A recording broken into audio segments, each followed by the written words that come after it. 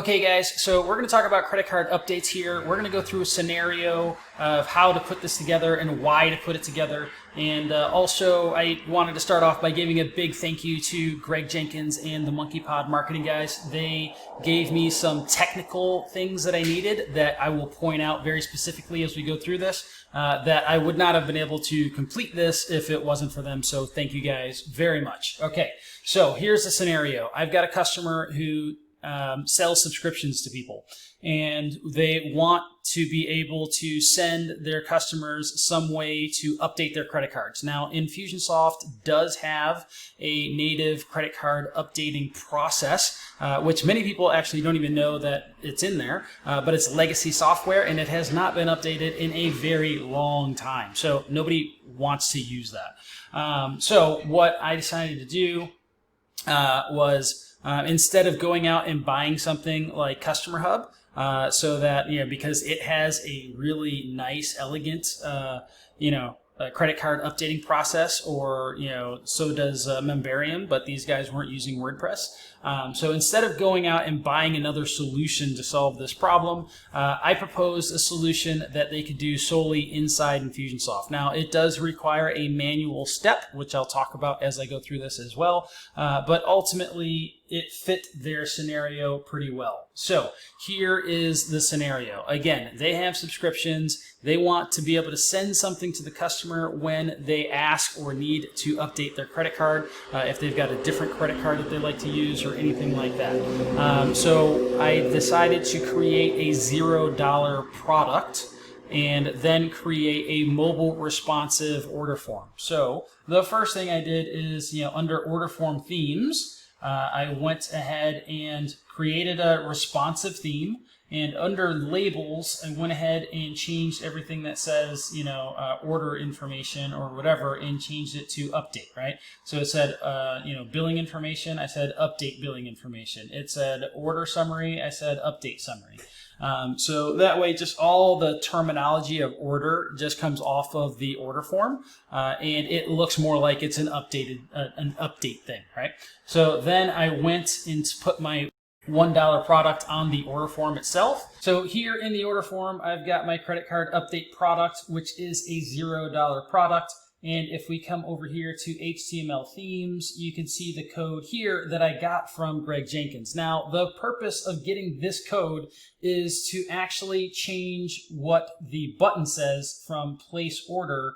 I want to change that to update, right? So again, the form looks like it's an update form as opposed to looking like a actual order. So let's go ahead and take a quick preview, and we will see that, here it says update summary, update billing, and then down here at the bottom, the button actually says update as well, right? So that is what we were really going after here in trying to do that. So with that, I'd like to go back and talk about where I got the code to do this, and then the final manual step that somebody would need to do if they're going to follow this process here.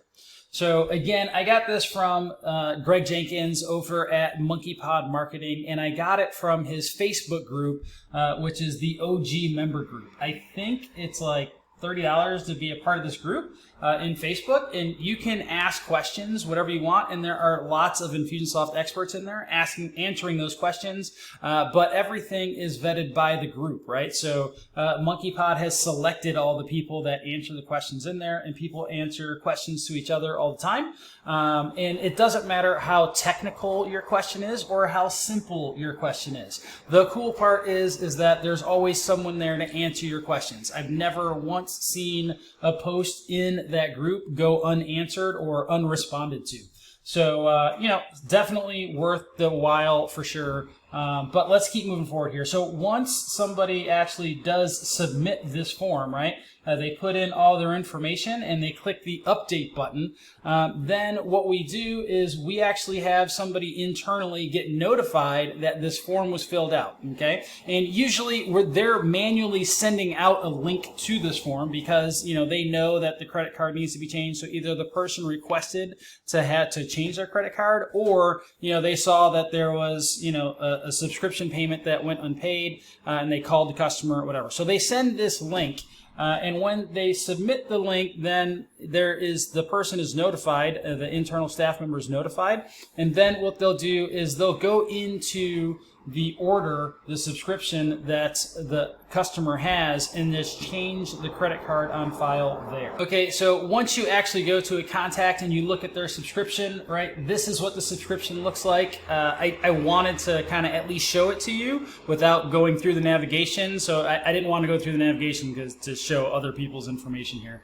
But anyways, when you get to the subscription, all you need to do is come over here to where it says credit card, and the new credit card that they have put in will be in this drop-down, and you would just select the new credit card and then click Save down at the bottom, and that's it. That's all it takes. So very simple manual step. First you just go search for the contact, you'd open up their orders, you'd look at their subscriptions, edit the subscription, and then just come and change the credit card to the one that they just filled out on that form. All right, hopefully that is useful to you guys. For my customer that is going through this is extremely helpful for them for the number of subscriptions that they have. All right, that's it for now. I wish you all the best.